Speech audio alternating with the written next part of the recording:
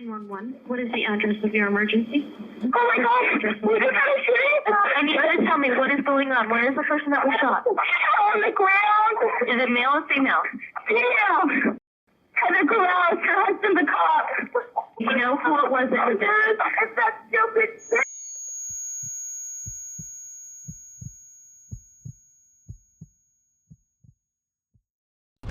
This is Shauna Nelson. After completing her nursing studies, Shauna began working as a police dispatcher in 1992, starting off at the Weld County Sheriff's Office. Shauna soon found her interest piqued by the sheriff's deputy, Ken Nelson. They started as friends, but quickly became more than that. As her name would imply, the two were married in 1996, and soon after had 2 children together. For whatever reason, Shauna was becoming dissatisfied in her marriage, and her eyes began to wander to other potential partners. Later in Shauna's career, she transferred from Weld Sheriff's Office to the Greeley Police Department. Here, she met another sheriff's deputy named Michelle Moore. The two naturally became best friends. She also became friends with a man named Ignacio Garris, a Greeley Police Department police officer. Ignacio had been married for 16 years to a woman named Heather, who was a credit union assistant manager in Colorado. Heather and Ignacio married in 1991 and shortly after moved to Greeley. They would eventually have a daughter named Victoria in the late 1990s. In late 2000, Heather suffered a series of family tragedies, including her father dying of a heart attack and her mother dying from cancer. Due to her grief, Heather became depressed, riddled with anxiety, and had no desire for intimacy with her partner Ignacio. At this point, Ignacio was becoming dissatisfied with his marriage to Heather, and so Ignacio then found himself bonding with Shauna over their marital dissatisfaction. It wasn't long before this innocent bonding turned into something more intense. Shauna began taking her new relationship with Ignacio far more seriously than he was. She told him that she was in love with him, and he was the one, despite Ignacio repeatedly telling her that he refused to leave his marriage with Heather. Within 3 months, Shauna shifted from simply expressing her desire for him to full-on pressuring and blackmailing him. Shauna knew that Ignacio feared that Heather would leave him if she found out about his affair. Shauna used this to take advantage of Ignacio, coercing him into multiple things that he didn't want to do, which included continuing the affair altogether. Apparently, Ignacio wanted to put an end to the affair, but with Shauna's threats lingering in his mind, he couldn't imagine any scenario that wouldn't backfire on him and his marriage with Heather. She's psychotic. And I'm just as guilty of being involved, but I was scared of her because I thought she was going to tell my wife. She held me hostage. Shauna even pressured Ignacio into having sex without a condom, which led to her becoming pregnant with Ignacio's child. However, they decided to take a trip to Planned Parenthood for an abortion. When their co-workers began noticing hints of something going on behind the scenes between Shauna and Ignacio, rumors of their affair started circulating. Ken Nelson eventually caught wind of the love triangle that he fell victim to, but not through these circulating rumors. Shauna had actually left her journal out in the open, detailing everything that happened between her and Ignacio. Ken's reaction to this was a reasonable one. He decided to give Shauna an ultimatum. Shauna either had to end the affair with Ignacio and try to work things out in her marriage, or continue her relationship with Ignacio and dissolve their marriage. Ultimately, Shauna chose the latter. Ken and Shauna ended their marriage, but Shauna was able to maintain custody of the kids, moving into a new apartment. She continued to see Ignacio and once again became pregnant. This time, she refused to have an abortion. Believing that Ken had the right to know, she called him and gave him the news. His reaction was a surprising one. He offered to take Shauna back and raise the child as his own. Shauna agreed, and just like that, they were back together and their relationship was saved. Ken withdrew their divorce petition. The two moved right back in with each other, and in March of 2006, Shauna gave birth to Ignacio's baby. However, despite this act of unprecedented kindness and maturity from Ken, Shauna picked right back up where she left off.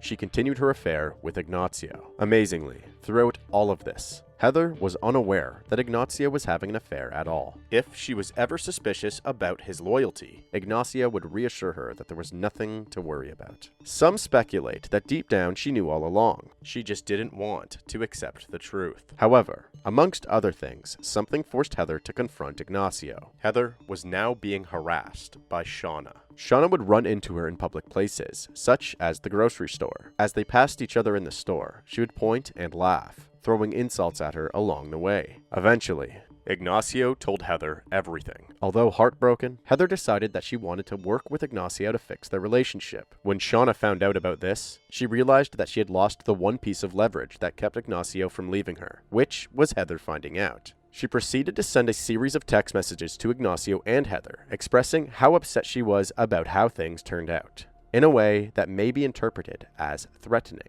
Afraid of how this could escalate, Ignacio and Heather didn't report this to the police. Instead, the Garrises had their lawyer write a formal email to Shauna, telling her to keep her distance. And on January 16, 2007, Ignacio received an email from Shauna stating, "I'm dead inside from all that has happened anyway. I wish you the best, and I hope you can be happy. I am now lying every day in hell. I will do as you wish and delete you from my email group. Take care of yourself, and know that I will always love you. Bye." 1 week later, on January 23, 2007, at around 6 p.m., Heather Garris was leaving her work at the credit union when someone approached her from behind and pointed a gun at her head. They ordered Heather to get on her knees. Heather complied, and according to the witnesses, the suspect said, "You ruined my life." 2 gunshots were then fired.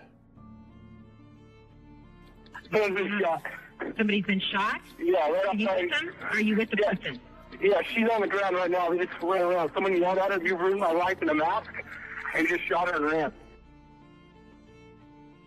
Witnesses described the suspect's outfit as a black robe, black gloves, and black shoes with a white stripe around the sole. They were also wearing a black Halloween mask that covered their face. The perpetrator then ran into their vehicle, a dark-colored Ford pickup. Multiple witnesses bluntly told the police that they believed the suspect was Shauna Nelson. Shauna was immediately tracked down by the police, driving her husband's truck. She was pulled over by none other than Ken himself.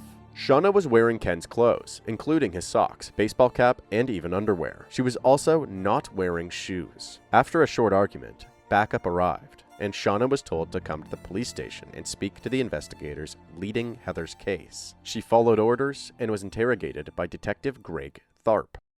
I'm sorry. That was your bathroom. That was your bathroom break or leave there. I have to pee a lot. Let me know. Hey, let me know if you need to go. We'll stop at any point here to do what you do. If you understand that you discipline rights, so I'll explain them to you. I do understand. Okay, having those rights in mind, you want to talk to me now? I don't know. Okay, it's entirely your decision. I don't know.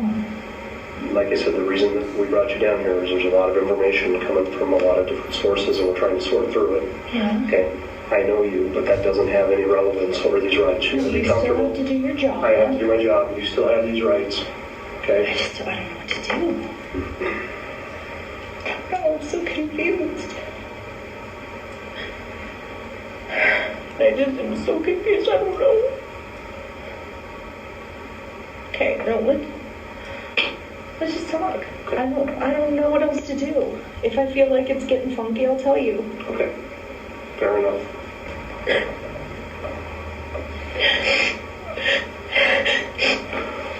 Okay. I'll try really hard to not cry, okay?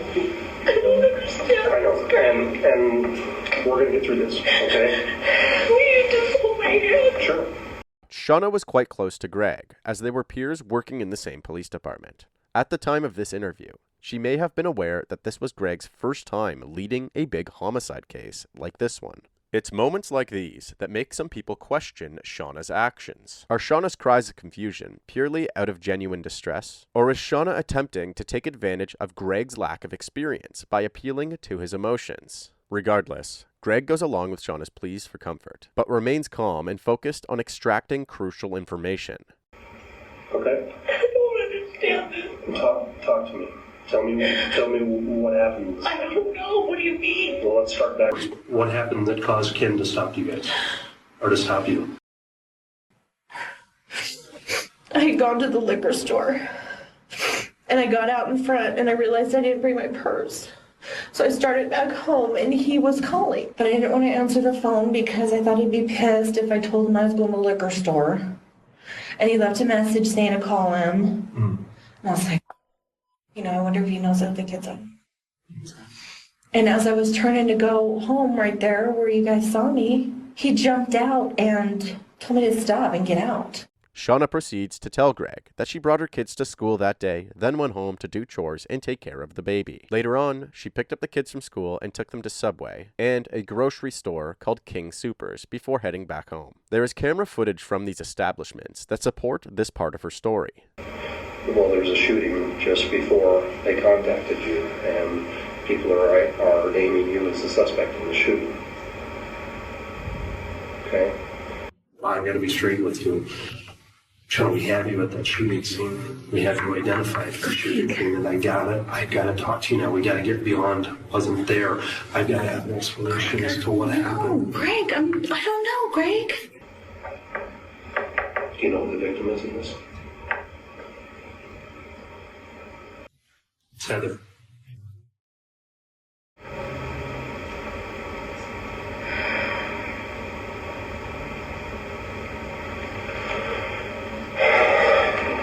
Upon discovering that Heather was the victim of the shooting, an exchange of sighs is all there was. Greg continues to virtually beg her for an explanation, warning her that there will be a thorough forensic investigation. But Shauna holds her ground. I guess if I'm the suspect, I don't know, I guess you better get me an attorney. I don't know what else to do. I don't know, Greg.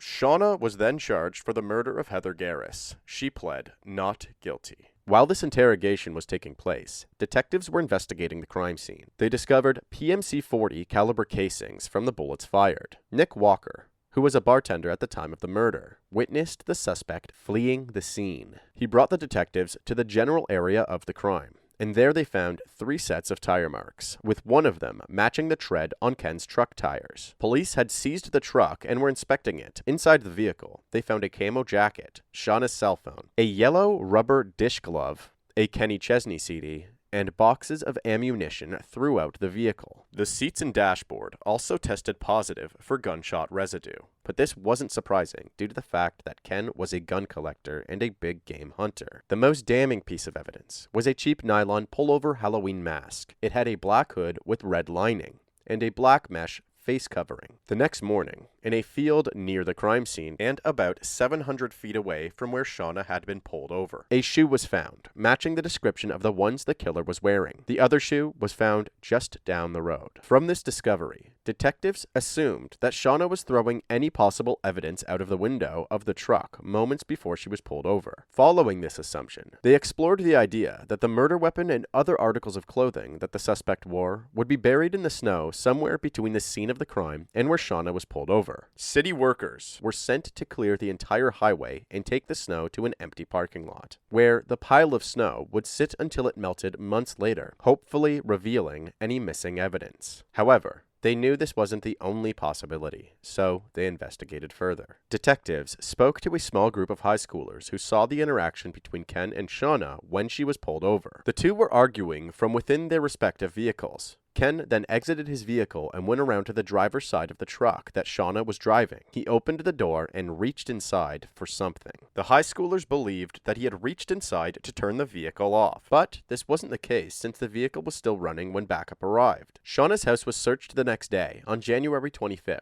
It was completely spotless, and the bathtub was filled with water, supporting Shauna's alibi. They also found more guns and ammunition that Ken owned, and a topless photo of Michelle. Michelle was interviewed multiple times and told plenty of lies, claiming that she did not know anything about the murder. Did she confide in you that she was about to do this? No.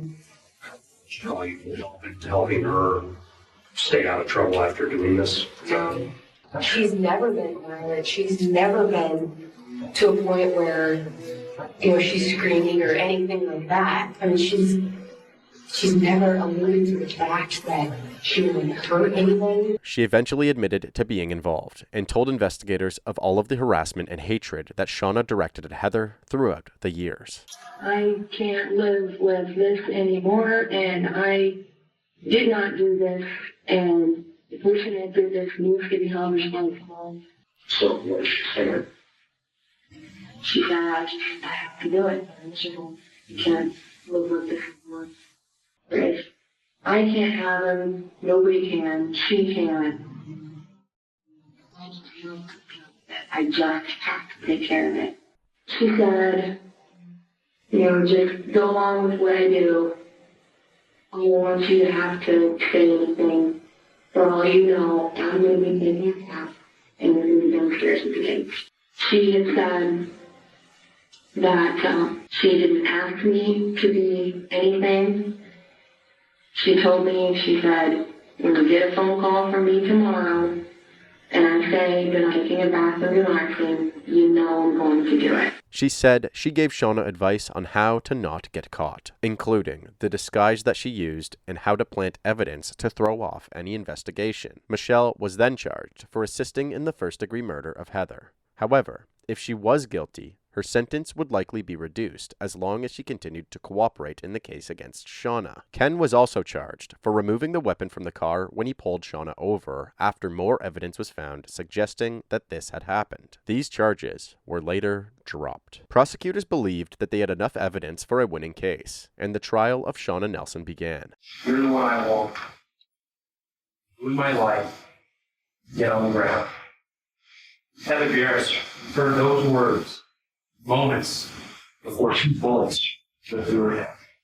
January 23rd, 2007 seemed like a normal day. Heather Garris went to work. She works for over a decade in Colorado State Police Credit Union, in Colorado. She got off work with fellow employees you'll hear from. As they walked, they kind of joked around. Friends. But they saw something. They saw a figure. The figure dressed from head to toe in black, and a figure with a black hood. Within 15 minutes, and just found driving her husband's truck with a mask underneath the seat. With this mask, with this black hood, with this red frame that the defendant stated was innocent, found under her seat.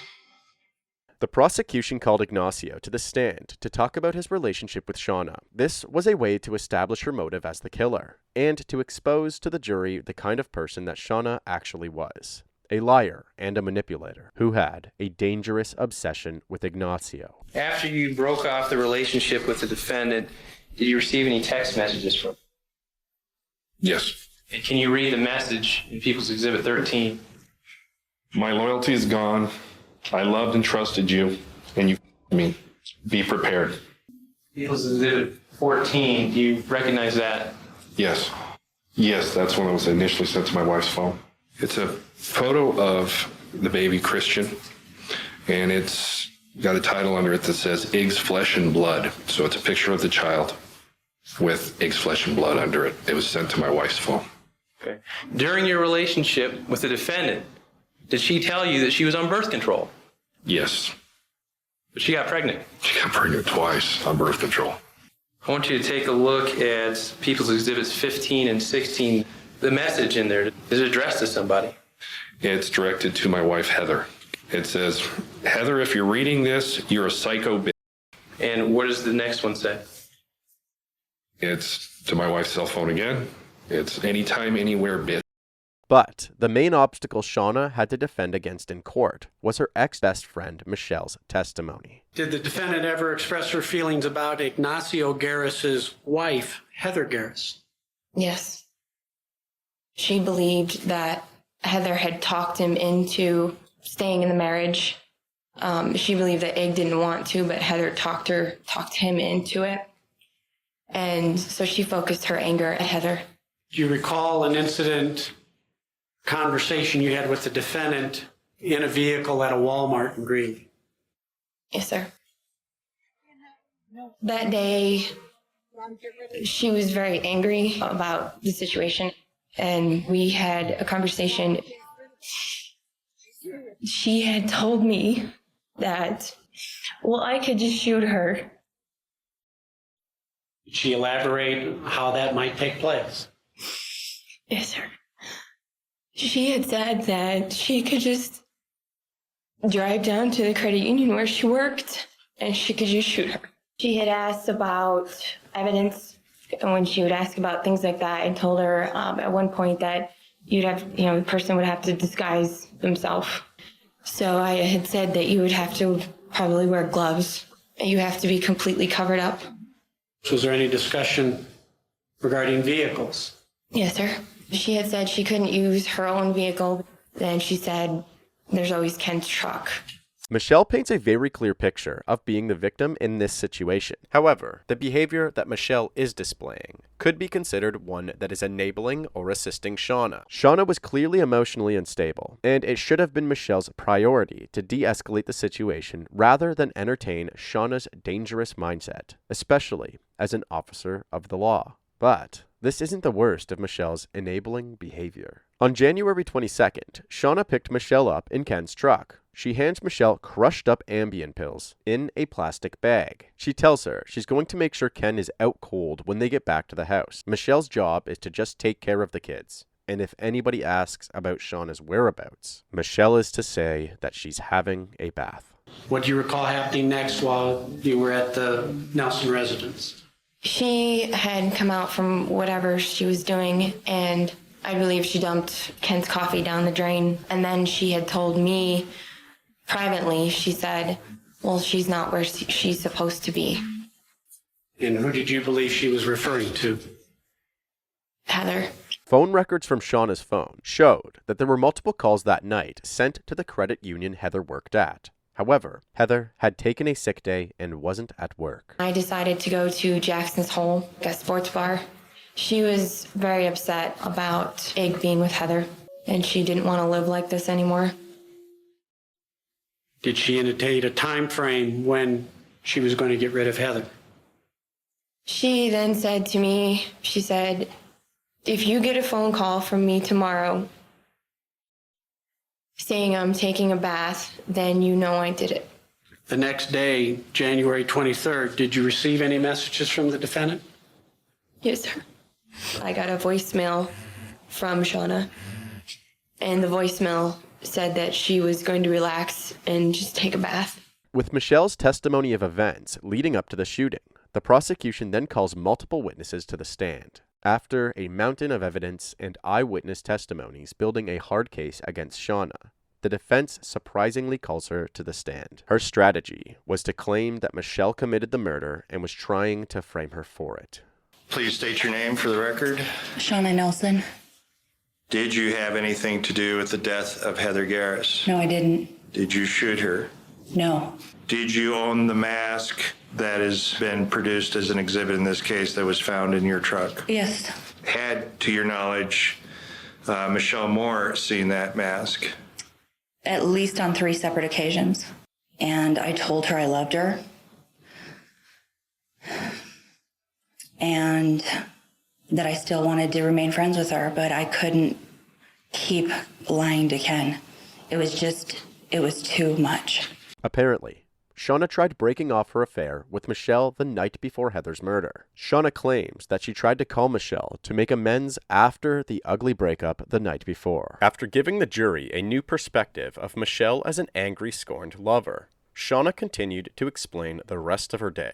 The prosecution delivered a straight-to-the-point closing argument, painting Shauna as the heartless, lone assailant that is willing to throw anything or anybody under the bus to get what she wants. The defense's closing argument pushed the possibility of Michelle's involvement even further. But this did not seem to impact the jury as much as they had hoped, and after 6 hours of deliberation, the jury reached their verdict. Would you please hand the verdict to the bailiff?